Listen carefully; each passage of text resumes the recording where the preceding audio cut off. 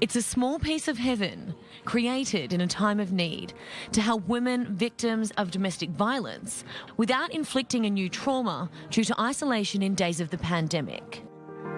The reason for this center was that we couldn't take these women and their children to a regular shelter because of the dangers of infection for coronavirus. So Wizo approached the welfare ministry and proposed to them to open a center, an emergency center, so women can spend here 2 weeks and we can make sure that they don't have the coronavirus, and then we refer them to other shelters. This solution is necessary. Coronavirus confinement in Israel, as elsewhere in the world, has aggravated domestic violence. Since Israelis were asked to stay home, emergency calls spiked by 500%. They had solutions in place for 1 or 2 women, but as you can imagine, we only have 14 shelters in Israel for abused women.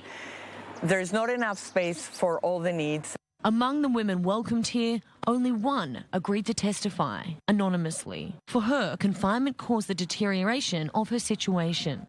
I think since we're in the corona situation now, one of the big things that I learned was I was suddenly home with my children all day, and I saw I could do it.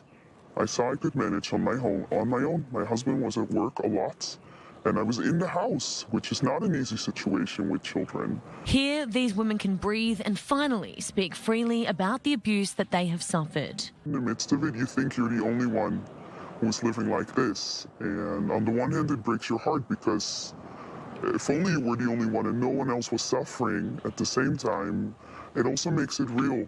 It makes it that it wasn't just something you imagined. Other people went through the same thing. Overall, the centre can accommodate 12 women and their children. The young ones enjoy the outdoors and the older ones can continue their studies thanks to the volunteers. Together they form a small community which transcends religious, political and cultural divisions. But these issues, they happen everywhere. It doesn't matter what religious background you're from. It doesn't matter which faith. It doesn't matter if you come from a wealthy background or not. We're all in this together, and this happens.